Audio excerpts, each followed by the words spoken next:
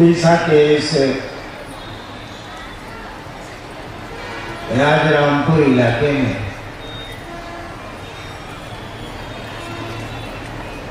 इस फुटबॉल मैदान में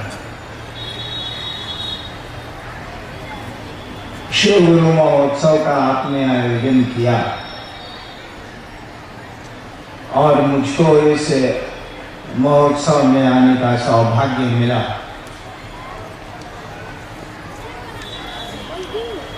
सुंदरगढ़ जिले में वीर मित्रापुर में एक बार और आया हूं। इस इलाके में पहली बार आया।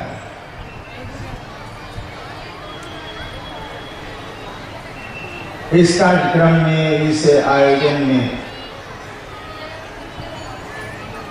इस मंच से जो कुछ भी कहा जाता है वह प्रवचन नहीं है, वह उपदेश नहीं है। इस मंच पर कोई गुरु नहीं है।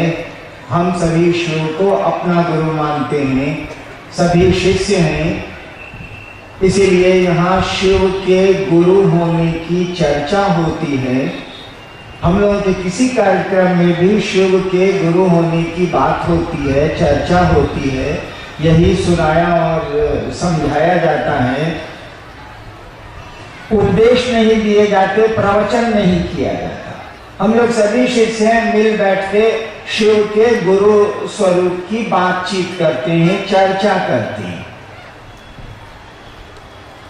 जिस महादेव की पूजा, जिस शिव की पूजा हमारे आपके खानदान में सदियों से, कई हजार वर्षों से होती चली आई है, जिस महादेव को हम लोग बड़े पुराने समय से पूजते चले आए हैं, उस महादेव के बारे में हमको आपको भी पता है। हम आप जानते हैं पहले से कि वो गुरु हैं।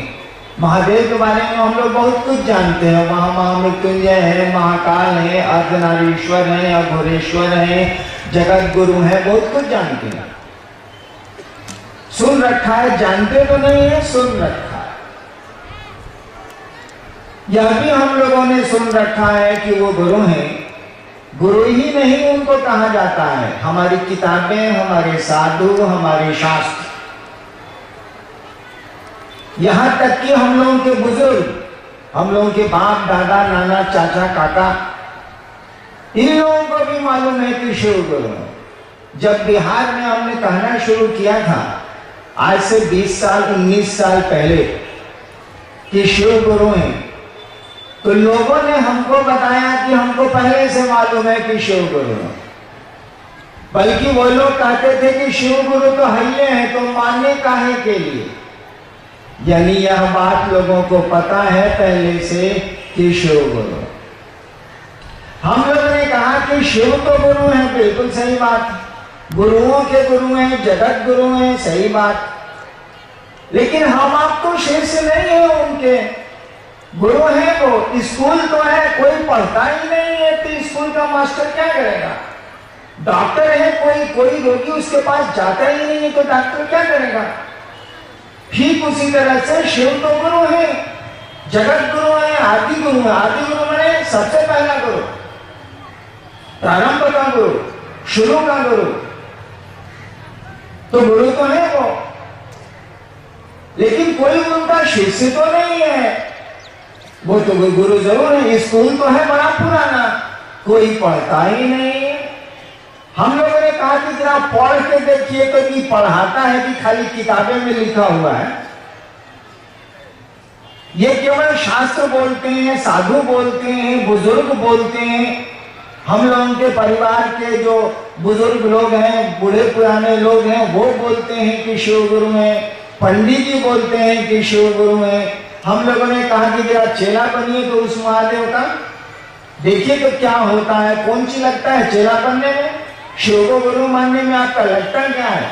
खाली सोचना है कि महादेव मेरे गुरु हैं, भगवान है, ये तो सोचते ही सोचते हैं, पूजा करते ही करते हैं। एक रिश्ता और जोड़ दीजिए, एक रिश्ता और बढ़ा लीजिए, वो गुरु तो है। केवल यह सोचना शुरू किया जाए कि हे महादेव आप मेरे गुरु हैं, सोचना तो थिंक ओवर। केवल सोचा जाए कि शिव मेरे गुरु हैं, हे महादेव आप मेरे गुरु हैं, हम पर दया कर दीजिए। अब गुरु किसी को बनाइएगा तो लाठी नहीं न चलाइएगा, दया न मांगिए। सोचा जाए कि शिव मेरे गुरु हैं, धीरे धीरे हमारा आपका मन उस गुरु का, उस शिव का शिष्य होने लगेगा। और जब शिष्य होने लगेगा और गुरु सही है तो परिणाम और नतीजा भी आने लगेगा। गुरु अपना काम करेंगे, गुरु का दायरा तो शिष्य में सीमित हो जाता है। कोई भी गुरु शिष्य से ही जुड़ता है, कोई भी डॉक्टर रोगी से ही जुड़ता है, कोई भी शिक्षक छात्र से ही जुड़ता है, कोई भी वकील क्लाइंट से ही जुड़ता है। हम लोगों ने कहा कि उस शिव को अपना गुरु बनाइए और मात्र हमारा आपका सोचना उस शिव का हमको आपको शिष्य बना देगा। और वो जगत का गुरु है।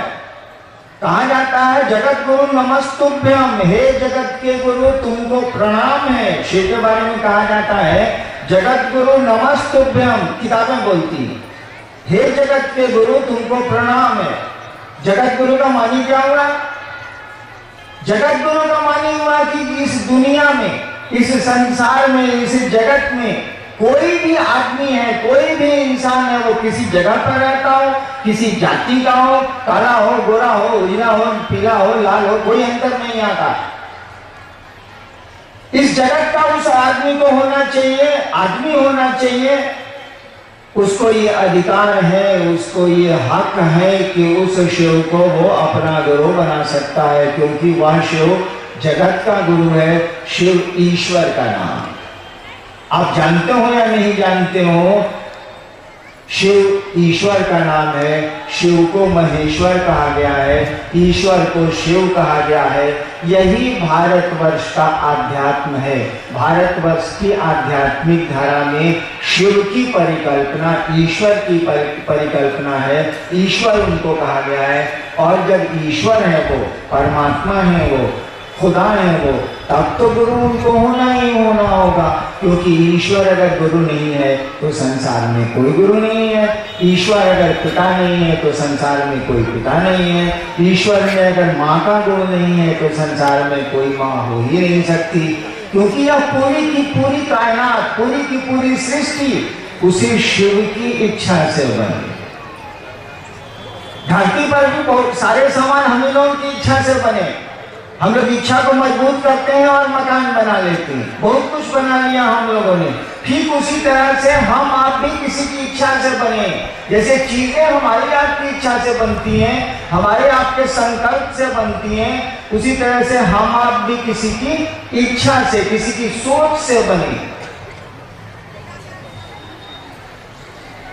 और रिश्ता न रुद्राक्ष बनाएगा, न कपड़े बनाएंगे, न पैसा बनाएगा, न बोली बनाएगी। कोई भी रिश्ता मन बनाता है हमारा आपका, पैसे नहीं बनाते, ये रुद्राक्ष नहीं बनाता, ये कपड़े नहीं बनाते। संबंध हो सकता है ये सहयोग दे, मदद करें, संबंध नहीं बनाते। बोली भी संबंध नहीं बनाती। बोली हम लोग बहुत बढ़िया बढ़िया बोलते हैं, लेकिन कोई संबंध नहीं होता। कई बार आप दूसरों को प्रणाम करिएगा। एक बार मैं गांव गया, सिवान मेरा घर है, बिहार जिले में, बिहार राज्य में। एक आदमी को मैंने कहा काका गोड़ लागत नहीं। मेरा साथी था, वो आदमी चला गया तो मेरा साथी पूछा कि बॉस ये कौन आदमी था। उस समय मैं पटना में मजिस्ट्रेट था। ये कौन आदमी था? तो हमने कहा मानिए सारा कुकुर है।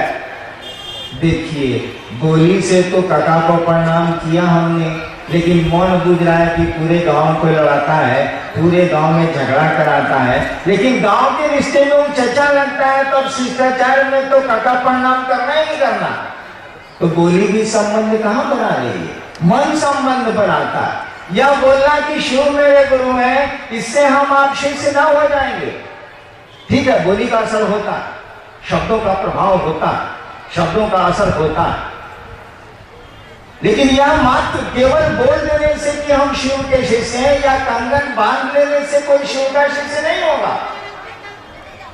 जब तक आपका मन उस महादेव को अपना गुरु नहीं बनाएगा, अपना गुरु नहीं समझेगा, तब तक महादेव हमारे आपके गुरु नहीं होंगे। और जब अपना गुरु समझ लेगा, हम लोगों ने कहा ना कि शिव को अपना गुरु बनाए आप, गुरु तो है नहीं वो, अपना गुरु बनाए आप, अपना शिक्षक बनाए किसी को, अपना चिकित्सक बनाए किसी को, तब लाभ होगा ना।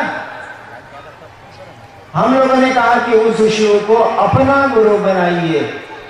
अपना का अर्थ समझते हैं, खूब समझते हैं। जब अपना समझ लीजिएगा ना तो किसी को कुछ कहने की जरूरत नहीं, आपको सब समझ में बात आ जाएगी।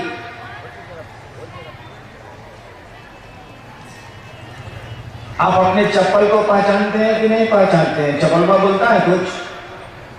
कितना लोग यहाँ बैठा हुआ है जो होशियार होगा चप्पले पर बैठा होगा।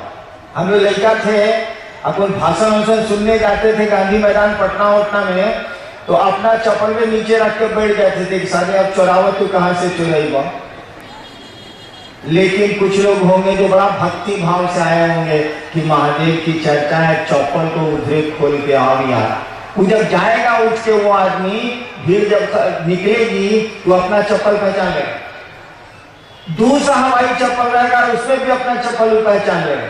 ये हमारा चलो इसका वो टुकड़ा कहाँ गया? वो वहां है, वहां देखो खोज लेगा। वो काहे खोज लिया?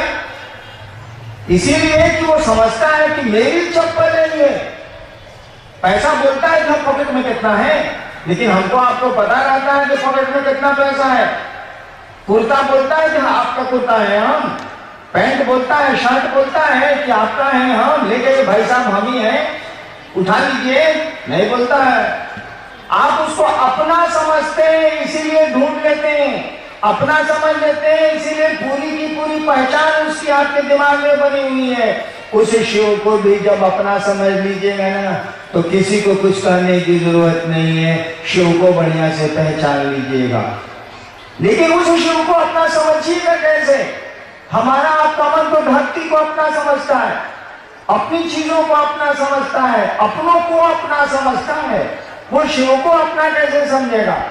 वो तो शिव के पास हम लोग अपने लिए जाते हैं, अपनों के लिए जाते हैं।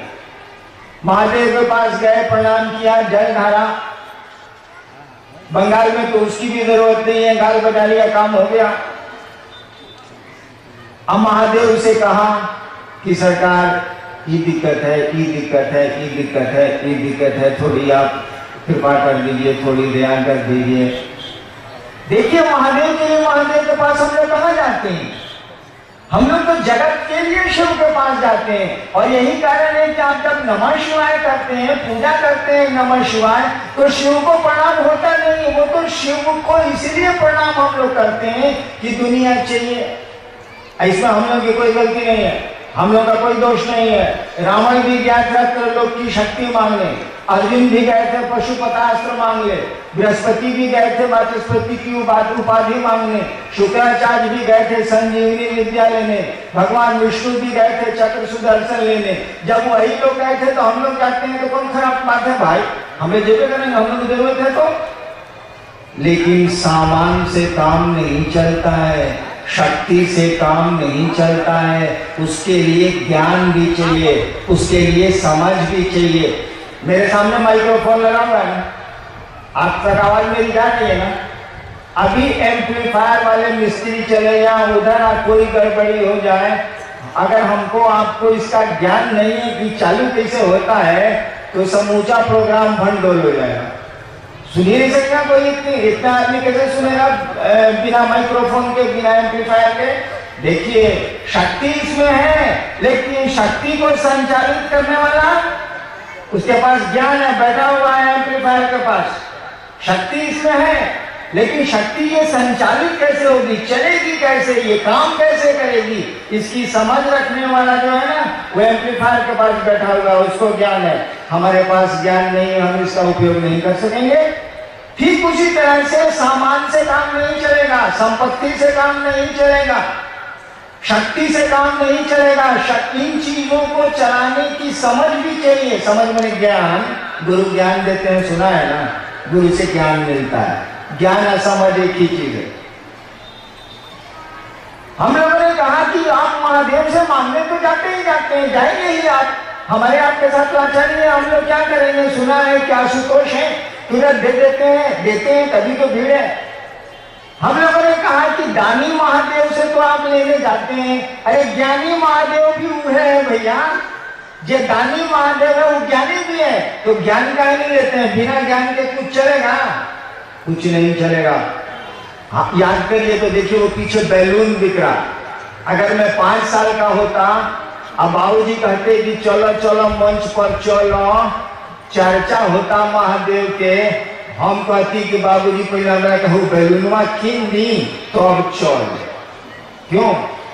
बच्चा तो समझेगा, बच्चों को क्या मतलब, गुरु चर्चा हो रही कि क्या हो रहा, लाल बैलून चाहिए, चाहे लाल रुई वाली मिठाई बिक रही थी, मैं बचपन में बहुत खाता, रुई वाली मिठाई अभी देखा थोड़ी देर पहले बिक रही थी बांस में, तो बच्चा तो उसी के पास जाएगा, उसको उतनी ही समझ है।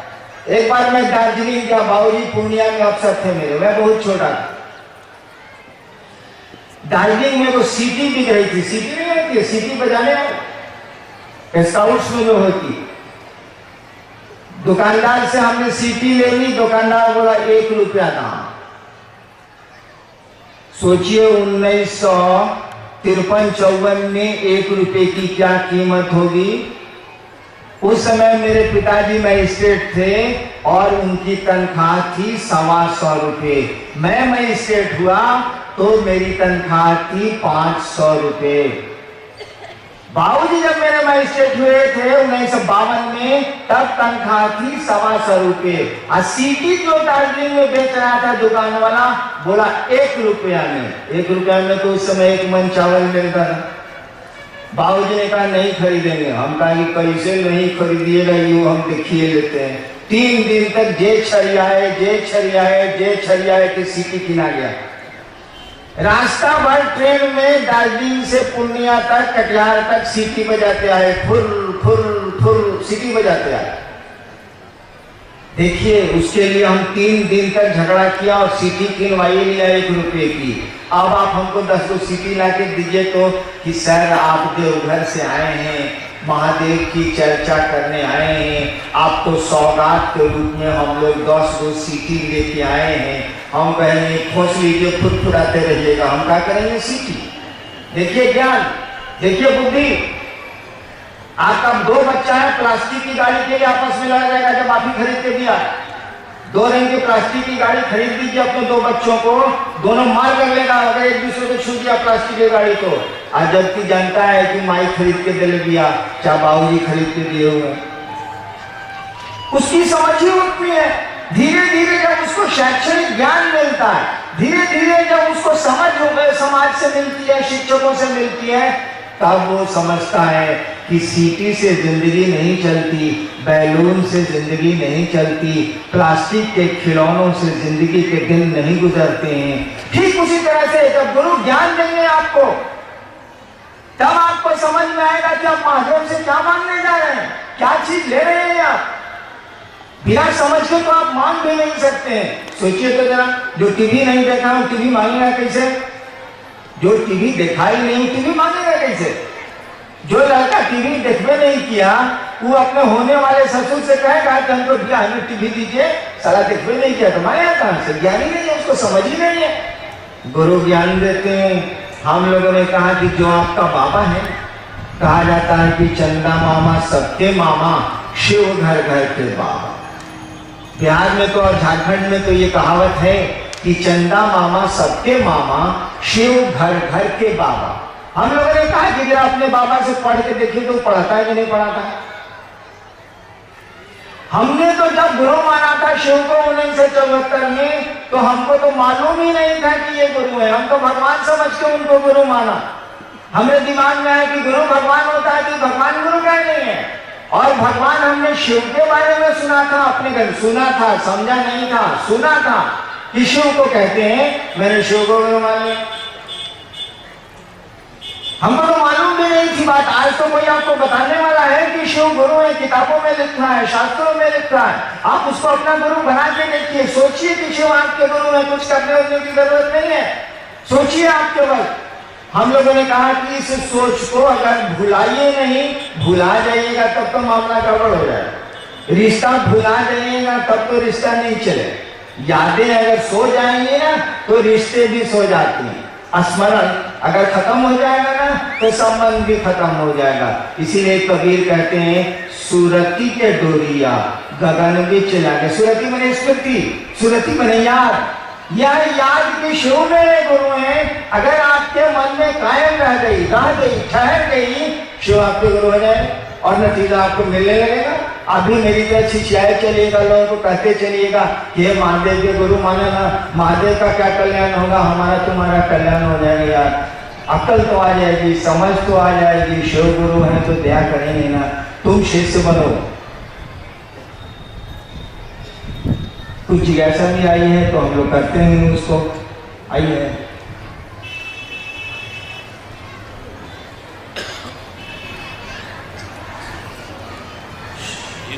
एक भाई की जिज्ञासा है कि शिव के सिवा अन्य देवी देवता को गुरु क्यों नहीं बनते। एक भाई ने पूछा है कि महादेव के सिवा अन्य देवी देवता को गुरु क्यों नहीं बनाया जाए।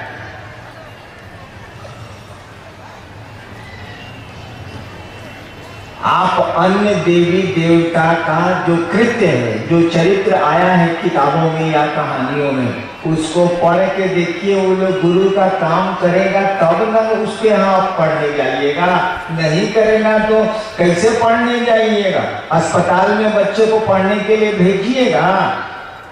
मैं सरकार में 32 साल प्रशासन में था, हमारे पास भेजिएगा पढ़ने के लिए। हम तो कहेंगे भैया हम मजिस्ट्रेट हैं या फिर सरकार में ज्वाइंट सेक्रेटरी हैं, डिप्टी सेक्रेटरी हैं, हम पढ़ाएंगे नहीं ना, हम तो प्रशासन के लोग हैं, नौकरी करते हैं, शिक्षक थोड़ी। अब तो हम बोलेंगे नहीं, लेकिन बहुत गौर से देखिए, अन्य देवताओं का कृत्य देखिए, उन्होंने जो जिस प्रयोजन से उन्होंने अपने को सृष्टि किया है उसको देखिए। उससे आपको लगेगा ये लोग तो ज्ञान देते ही नहीं है। हरहु सज्जन पीड़ा या फिर विनाशाय च दुष्कृताम परित्राणाम साधूनाम विनाशाय च दुष्कृताम। हम अच्छों को बचाएंगे, बुरों को, बुरे को, जो गलत है उनको मारेंगे। तो ये लोग तो ज्ञान देते नहीं ना, तो कैसे इनको आप गुरु बनाएंगे। आप अस्पताल बच्चे को नहीं भेज सकते ना, पीडब्ल्यूडी के ऑफिस में बच्चों को पढ़ने के लिए नहीं ना भेज सकते, नगर पालिका के कार्यालय में आप बच्चों को पढ़ने के लिए नहीं ना भेज सकते। वहां तो तरह तरह के कार्य होते हैं। पढ़ाने का काम तो मात्र विद्यालय में होता है, शिक्षक करते हैं। इसीलिए पूरे शास्त्र भारतवर्ष के, पूरी किताबें भारतवर्ष की कहती हैं कि शिव गुरु हैं, जगत गुरु हैं, आदि गुरु हैं और वो गुरु का काम करते हैं। पूरी किताबें शिव को गुरु के रूप में स्वीकार करती है, रिकॉग्नाइज करती हैं, क्योंकि वो ईश्वर का नाम है। ईश्वर को तो गुरु होना ही होना होगा। आपके शिव पुराण में लिखा है कि भगवान विष्णु और ब्रह्मा जी को शिव कह रहे हैं। शिव पुराण में पढ़ा नहीं हूँ, एक बार मैंने उल्टा था, उसमें लिखा है कि शिव कह रहे हैं ब्रह्मा जी से कि हे ब्रह्मा जी आप सृष्टि की उत्पत्ति का कार्य करिए, हे विष्णु जी आप सृष्टि के पालन का कार्य करिए, मैं तो सृष्टि को ज्ञान देने का कार्य करूंगा। शिव पुराण में भी ये पंक्ति आई है, बहुत पुराणों में आई है, बहुत किताब में आई है। तो जो काम करेगा उसके पास तो उस काम के लिए भेजिएगा। हमारे पास मोटरसाइकिल खराब हो गई तो बनाने के लिए नहीं भेजिएगा, उसको तो गैरेज में भेजिएगा। ठीक उसी तरह से जो देवता गुरु का कार्य करते हैं, भगवती गुरु का कार्य नहीं करती, उनको गुरु कैसे बनाएंगे आप। हाँ, उनको उनके पास चले जाइए अगर भक्त के रूप में, और ज्ञान चाहिए तो आपको बढ़िया स्कूल में भेज देंगी, वह अच्छे गुरु के पास आपको भेज जरूर देंगी, लेकिन खुद इस काम को वो नहीं करती हैं। जो करेंगे उन्हीं के पास ना बच्चों को पढ़ने के लिए भेजिएगा या खुद पढ़िएगा। एक भाई की जिज्ञासा है कि नमः शिवाय जाप करते समय ओम क्यों नहीं लगाया जाता है। इसीलिए कि ओम उसमें लगा हुआ नहीं है, इसीलिए नहीं लगाया जाता है। वैसे ओम लगा के भी जप करिए, कोई खास बात नहीं है। ओम हटा के भी जप करिए, कोई खास बात नहीं है। जब तक गुरु की दया नहीं होगी, गुरु से आपका जुड़ाव नहीं होगा, तब तक परिणाम बहुत अच्छे नहीं आएंगे, क्योंकि मंत्रों का, शब्दों का जो चैतन्य होता है ना, उसमें जो ऊर्जा होती है ना, वह गुरु प्रदत्त है, गुरु से आती है। बिना गुरु के ओम नमः शिवाय भी आप कर सकते हैं, नमः शिवाय भी आप कर सकते हैं, लेकिन जो भारत के विद्वान हैं, जो भारत की अच्छी किताबें हैं, या मैं व्याख्या भी कर सकता हूँ, नमः शिवाय मंत्र है, ओम बहुत बाद में सम्मान के लिए लगा हुआ है। वैसे जपने के लिए आप स्वतंत्र हैं, जो जपिए, बिना गुरु से जुड़े मंत्रों का बहुत प्रभाव नहीं होता। एक भाई की जिज्ञासा है कि शिव शरीर में नहीं है तो ज्ञान कैसे मिलेगा? एक भाई ने पूछा है कि शिव शरीर में नहीं है तो ज्ञान कैसे मिलेगा? जब हम महादेव को 74 में गुरु माना था ना, आरा के गांधी, आरा एक जगह है बिहार में, वहाँ एक श्मशान है शहर के बगल में काम की। मैं 74 में वहाँ साधना किया करता था, वहीं मैंने शिव को गुरु माना था। तो मेरे मन में भी ये सवाल था कि शरीर में नहीं हमको बताएंगे कैसे भाई?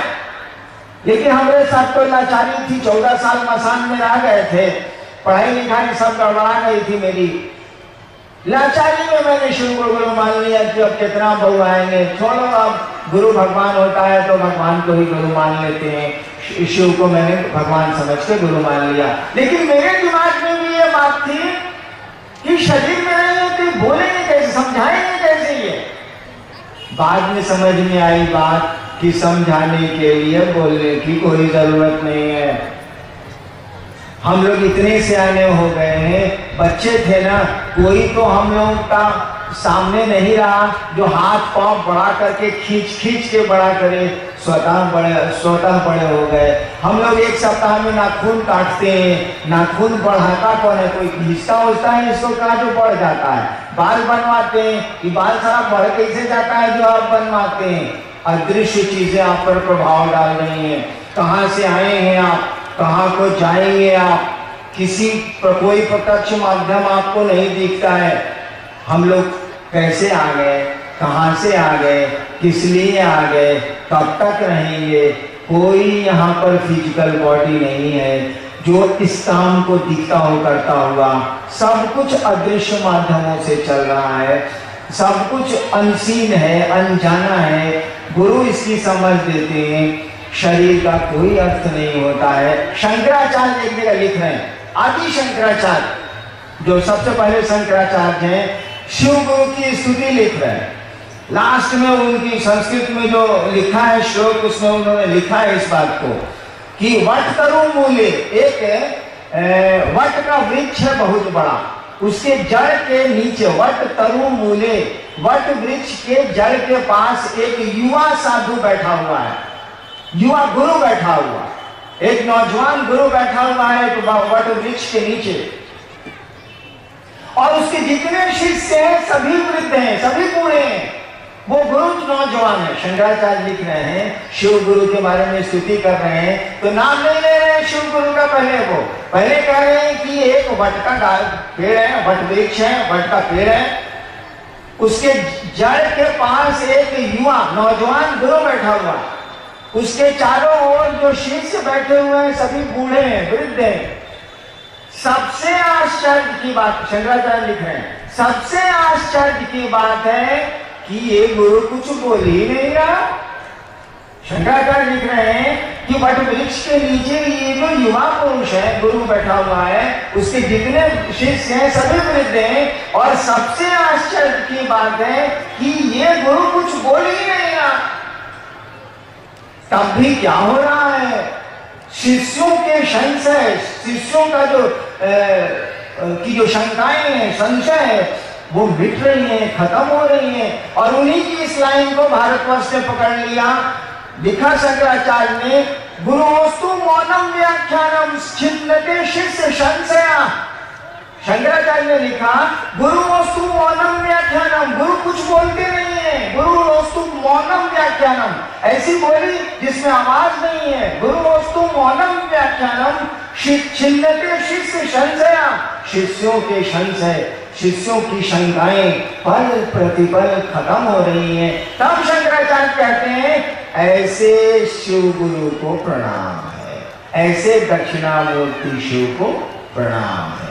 मैंने बता रहे हैं कि वट वृक्ष के नीचे एक युवा गुरु है, उसके सारे शिष्य बूढ़े हैं और सबसे आश्चर्य की बात है कि गुरु कुछ बोलता ही नहीं है, तब भी शिष्यों के संशय पल प्रतिपल छिन्न हो रहे हैं, खत्म हो रहे हैं। और यही लाइन भारतवर्ष की गुरु परंपरा में चली, गुरु अस्तु मौनम व्याख्यानम छिन्नते शेष संशया। गुरु को बोलने की कोई जरूरत नहीं है, उनका तो मौन व्याख्यान, ऐसा व्याख्यान जिसमें आवाज नहीं होती है, शिष्य के संशय को दूर करता है। मेरे मन में भी ये शंका थी, लेकिन 8 वर्षों तक इसी शंका के चलते मैंने किसी को नहीं कहा कि मैंने शिव को गुरु माना है, आप भी मानिए, चुप रह गया मैं। 8 वर्षों के बाद मुझको लगा कि तो गुरु है, सब कुछ समझा देता है ये। मुझको नमः शिवाय भी भाई मालिक से मिला, चमत्कार सीखने गया था, वो भी मैंने सीख लिया, कोई बताने वाला नहीं, तब भी चमत्कार होने लगे। इसीलिए ऐसा नहीं है कि जो दिखता है वही आपको ज्ञान दे सकता है, जो नहीं दिखता, गुरु तो एक भाव है, पिता एक भाव है, जो दिखता है वही ज्ञान दे सकता है, जो नहीं दिखता है उसने भी दिखने वाले को किसी न किसी दिन ज्ञान दिया है। आदमी जब गुरु हो गया है, पहली बार सोचिए तो कोई आदमी गुरु हुआ होगा तो कहाँ से सीखा होगा, ईश्वर ने ही उसको सिखाया होगा। और इसीलिए वेदों के बारे में कहा जाता है कि ईश्वर की वाणी है, वेदों के बारे में कहा जाता है ना, ये ईश्वर की वाणी है। पहला आदमी जो धरती पर आया होगा और उसको जो ज्ञान आया होगा, कहाँ से ससुरा पढ़ा होगा, कहाँ से किताबें मिली होंगी उसको, वो पहला आदमी था, उसको सिखाया कौन होगा? अरे ईश्वर ही सबको सिखाता है, परमात्मा ही सबको सिखाता है, वही हमको आपको इस धरती पर ले आया है और उसी की इच्छा से हम आप धीरे धीरे इस धरती से जाते भी हैं, वापस भी हो जाते हैं। हमारा आपका यहाँ घर थोड़ी ही है, हम लोग तो घूमने आए हैं, यात्रा पर आए हैं, आज हैं कल नहीं रहेंगे, कल है परसों नहीं रहेंगे। हमारी आपकी यात्रा का कौन ठिकाना? एक भाई की जिज्ञासा है कि शिव शिष्यों पर खान पान आदि की वर्जनाएं क्यों नहीं लगाई जाती है, जबकि अन्य पंथों में ऐसा होता है। एक भाई ने पूछा है कि शिव शिष्यों पर खान पान की वर्जना क्यों नहीं लगाई जाती है, माने हुआ कि मत खाइए, मत खाइए, खाइए, मत करिए। देखिए भाई, गुरु शिष्य की परंपरा में कानून गुरु का चलेगा, चेला वाला का नहीं चलता। किसी को गुरु बनाइएगा तो नियम कानून उसका चलेगा कि हमारा आपका चले, नहीं चले। हम लोगों ने शिव को गुरु बनाया तो कानून उनका चलेगा, हमारा आपका थोड़े चले। उस जगत के गुरु हैं, जगत में भिन्न भिन्न प्रवृत्ति और प्रकृति के लोग हैं कि नहीं है?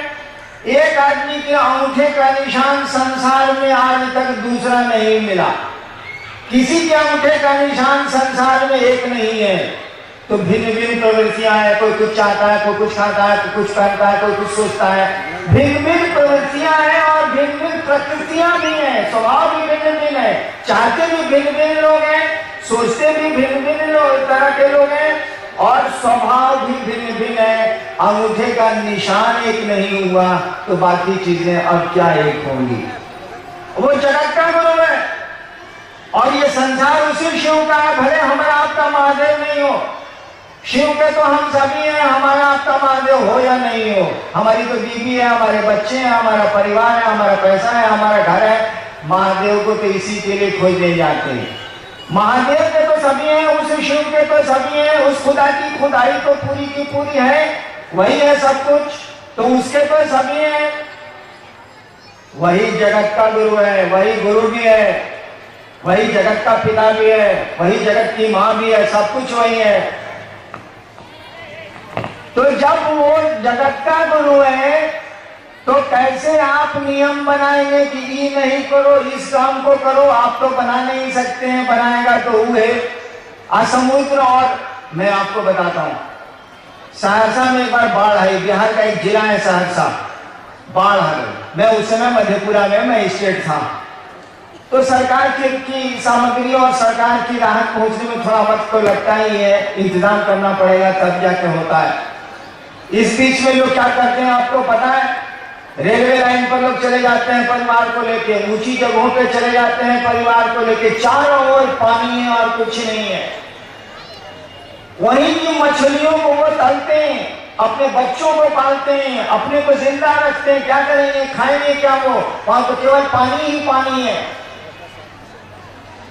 क्या उन मछलियों को जो बाढ़ में डूबे हुए लोग हैं ऊंचाइयों पर, उन मछलियों को खाने के चलते उनका शिव गुरु नहीं होगा भाई? काहे? महादेव उनका नहीं है, वो तो सबका है ना, सभी उसके हैं ना। तो मछली खाने से महादेव उनका गुरु नहीं होगा। ठीक है, आप खाएं या नहीं खाएं आप जाने, आप उसको महादेव से कुछ लेना देना नहीं है। लेकिन बताए, मेरी बेटी है सिंगापुर में, मेरे दाम एक ही बेटी है, यह हिंदुस्तान अखबार में थी बिहार में, अभी सिंगापुर में है वो, और उसके हस्बैंड भी डॉक्टर हैं वहीं सिंगापुर में। एक बार मेरे दामाद ने फोन किया मैं मुझको डेरे पर पटना में, उस समय मैं वहां ज्वाइंट सेक्रेटरी था गवर्नमेंट में, सरकार में, कि यहाँ तो खाने के लिए कुछ मिलता ही नहीं है। हमने कहा कि सिंगापुर में खाने के लिए आपको कुछ नहीं मिलता है, खाली मांस मछली मिलता है, समुद्र का जानवर है, यूं है वो है। तो यहाँ तो हम बंद खाते, पाव रोटी खाते रह रहे हैं। वो है शाकाहारी, मेरे दामाद पूरी तरह है शाकाहारी। समस्या हो गई उनके भोजन की, तब हमने बेटी को हिंदुस्तान अखबार से रिजाइन कराया और तब उसको सिंगापुर भेजा कि जाओ कुछ बनाओ ना, तो डॉक्टरवा को खिलाओगी ना। वो तो कहता है कि यहाँ कुछ सब्जी तब्जी कुछ मिलते नहीं करती है, बड़ी महंगी। यहाँ एक दो दुकानें हैं पूरे सिंगापुर में जहाँ सब्जियां मिलती हैं, भारी मुश्किल है। कहाँ है? सिंगापुर के लोगों को शिव को गुरु मानने का अधिकार नहीं है क्या? क्या समुद्र के किनारे रहने वाले मछुआरों को शिव को गुरु मानने का अधिकार नहीं है क्या? अरे बाघ भी उसी का है, गाय भी उसी की है, बैल भी उसी का है, बकरी भी उसी की है। तो जब शिव को गुरु बनाएंगे आप तो इन नियमों को तो लागू कर ही नहीं सकते आप। और इसीलिए हम लोग कुछ नहीं बोलते हैं। हम लोग नहीं बोलते हैं कि मांस मछली खाएं आप, हम लोग नहीं बोलते हैं कि मांस मछली छोड़ें आप। हम लोग कुछ बोलते नहीं, कहते हैं कि जो मेडिकल साइंस कहता है सो करिए, आपको जो ठीक लगता है आपके शरीर के लिए जो ठीक है सो करिए, लेकिन 3 काम जरूर करिए। शिव को गुरु बनाइए और गुरु बना के उनको रखिए अपना गुरु, उनको प्रणाम करना सीखिए, उनसे दया मांगने की कोशिश करिए और शिव गुरु हैं इसकी चर्चा करिए। ये 3 काम करिए। बाकी आप बुझिए कि साग खाते हैं कि क्या करते हैं, वो आप कहें। एक बहन की जिज्ञासा साहब से, बहन संध्या रानी तन की। सब लोग बोलते हैं कि आप 8 साल से 14 साल तक तपस्या किए, तो आप कब पढ़े और कलेक्टर के पद पर आए? कृपा करके। ये कौन सवाल भाई लोग? एक गुरु बहन ने पूछा है कि सुनते हैं कि आप 14 साल तक तपस्या किए। तपस्या नहीं किया, हम छिछियाए। छिछियाना पूछते हैं ना, छुछुंदर छिछियाता है। हम तपस्या नहीं किए, दिन भर जो योग का साधना मिलता था हमको गुरु लोगों से, चाहे जो भी लोगों से वो करते थे। रात भर मसान में जाकर के अंत संत करते थे। होता क्या है ना कि जैसे हम अभी राजरामपुर में कुछ दिन रह जाए तो लोगों से दोस्ती हो जाए, नहीं हो जाए? कुछ दिन हम रह जाएंगे तो लोगों से दोस्ती हो जाए, पहचान हो जाएगी, आना जाना शुरू हो जाए। तो 14 साल जो रात में मसान जाते थे वहां के लोगों से दोस्ती हो जाए। वहां जो लोग रहता है वहां से दिखता नहीं है जल्दी। असम है बड़ा अच्छा, ये हमको उतना बुझाता नहीं था, बचपन से थे। तो वहां के लोगों से दोस्ती हो गई। दिन में योग की साधना मैं करता था। हाँ, ये बात सही है कि मैं पढ़ता नहीं। बाप मेरे अफसर थे, को हम पर कहते थे। मेरा एक छोटा भाई DIG है अभी राजस्थान में, वो पढ़ाकू था। मेरी 2 सिस्टर है, सब पढ़ाकू अफसर है सब।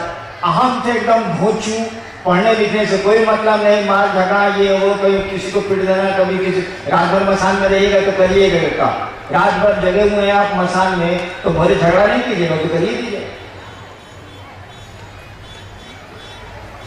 14 साल के बाद हमको लगा कि साला हम फौज पर, गलत जगह में फंस गए हम साला।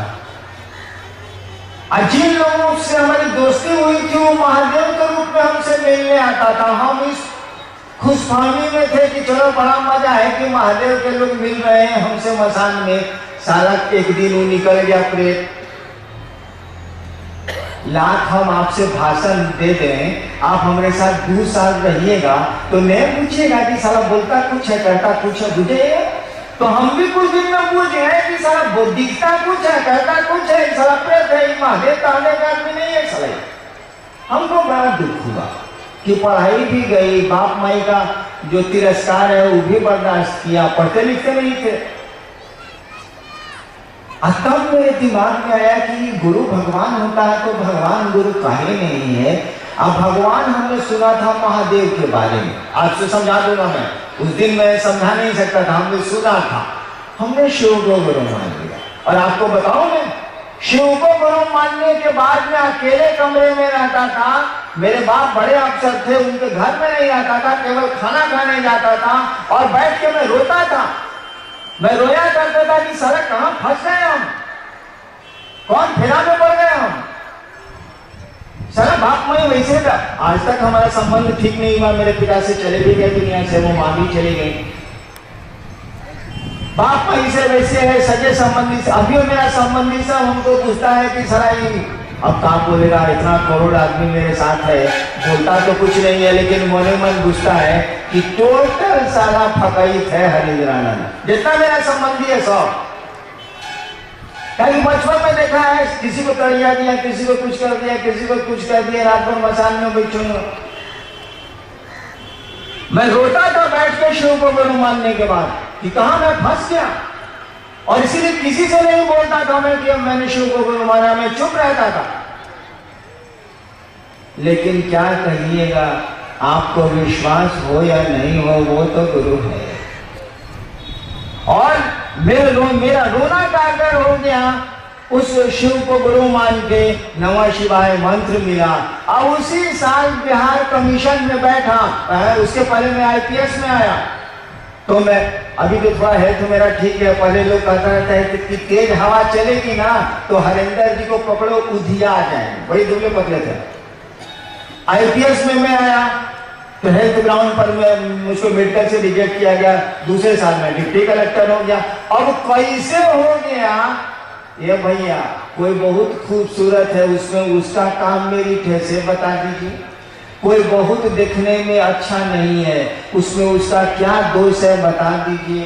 कोई ठींगना है उसमें उसका क्या कसूर है बता दीजिए। कोई बहुत लंबा चौड़ा खूब हेल्दी हो गया है उसमें उसका क्या मेरिट है सो बता दीजिए। अरे देने वाले ने दिया है, जो दिया सो ठीक है, जो मिल गया उसी को मुकद्दर समझ लिया। तो पढ़ने लिखने में तो मैं भोचू था, लेकिन अब क्या करिएगा। उस जमाने में तो चोरी भी नहीं होती थी। IPS में आया, दूसरे साल डिप्टी कलेक्टर हो गया, पूरी नौकरी प्रशासन में रहा मैं। लेकिन इससे होता जाता क्या है, अगर शिव हमारे आपके गुरु नहीं हुए, जिंदगी के कुछ वक्त हम लोगों ने शिव को नहीं दिए, तो फिर इस जीने का क्या अर्थ है। आए हैं दुनिया में, जाएंगे यहाँ से। यहाँ हमारा आपका कुछ थोड़ी ही है, रहेगा नहीं। खाली हाथ पैदा हुए थे ना, याद रखिएगा हमको आपको खाली हाथ ही जाना है, कुछ नहीं जाएगा यहाँ से।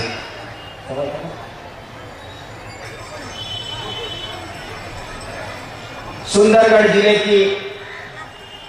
के इस राज रामपुर, बड़ा मेहनत से बोले तो पड़े, राज रामपुर के इस फुटबॉल मैदान में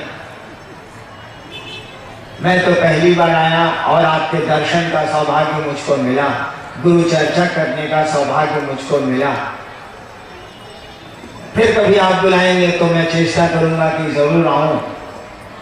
आप अभी बैठे, आप बताएं नहीं, फिर मुझको मौका मिलेगा तो मैं जरूर चेष्टा करूंगा कि आपके दर्शन करूं, आपके इलाके में आऊं। मैं महादेव का चेला हूँ, महादेव मेरे गुरु हैं, मैं शिव का शिष्य हूँ।